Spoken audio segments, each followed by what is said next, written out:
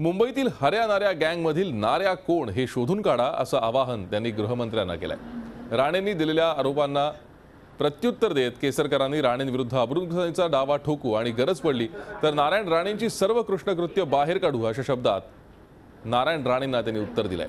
केसरकरांशी बातचीत केली आमचे प्रतिनिधी देवेंद्र कोल्हटकर यांनी।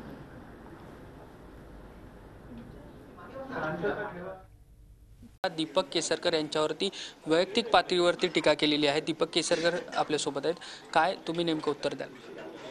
हे बघा, एकतर कोणाच्याही ही असंस्कृतपणाचं हे लक्षण आहे की एखाद्याच्या फॅमिलीवर टीका करणं। 100 वर्षाचा इतिहास माझ्या कुटुंबाला आहे। सावंतवाडी संस्थानने नगरशेठ किताब माझ्या आजोबांना दिलेला होता आणि माझ्या वडिलांच्या पायाशी बसण्याची सुद्धा नारायण राणेंची लायकी नाही। त्याच्यामुळे त्यांच्याबद्दल जे बरळलेले आहेत त्याच्याबद्दल 5 कोटी रुपयाचा अब्रुनुकसानीचा दावा मी त्यांच्यावर लावणार आहे। आणि त्याच्याचबरोबर तुम्ही त्यांची संस्कृती बघा, ते बाळासाहेब ठाकरेंच्या फॅमिलीबद्दल बोलले की ज्यांनी त्यांची काळजी घेतली असेल त्या कुटुंबाला काय वाटणार। ते माझ्याबद्दल बोलले की गोव्यात कोणाला भेटायला जातो। आज मला जाहीरपणे सांगावंसं वाटतं की माझी मुलगी गोव्याला राहते। तुम्ही त्यांच्या ज्यावेळेला सावंतवाडीचे नगरसेवक अज्ञातवासात होते त्यावेळेला त्यांच्यावर प्रेशर आणण्यासाठी त्याच्या हॉस्टेलवर गुंड पाठवण्यात आले।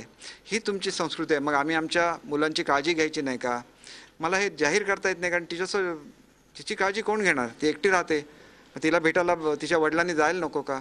मी इतरांची काळजी घेतो जसं इतर कुटुंबातल्या मुलींची, तशीच माझ्या मुलीची सुद्धा मी काळजी घेतली पाहिजे। पण हे असंस्कृत लोक काही बरळतात। यांना बघा, मी आज गृहमंत्र्यांना आवाहन केलेलं आहे की चेंबूरची कुविख्यात हण्या नाऱ्या टोळीमधला नाऱ्या कोण हे तुम्ही महाराष्ट्रासमोर जाहीर करा, कारण यांची गुन्हेगारी, कारण हे गुन्हेगार आहेत, हे ज्या ज्यावेळेला पराभव होतो हे असंस्कृतपणाचा उफाळून येतो। आज ते म्हणतात की कोपरापासून हात तोडा, कानफटात मारा। कोणी अधिकार दिलाय तुम्हाला?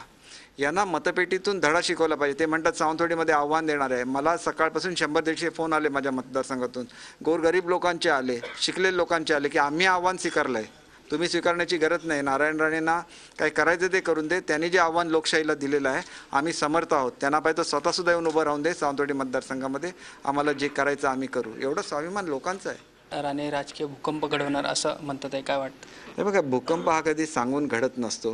त्यांना कुठलं तरी पद पाहिजे काँग्रेसमधलं, काँग्रेसच्या लोकांनी ते त्यांना द्यावं जेणेकरून त्यांनी ते पद घेऊन कोकणामध्ये यावं।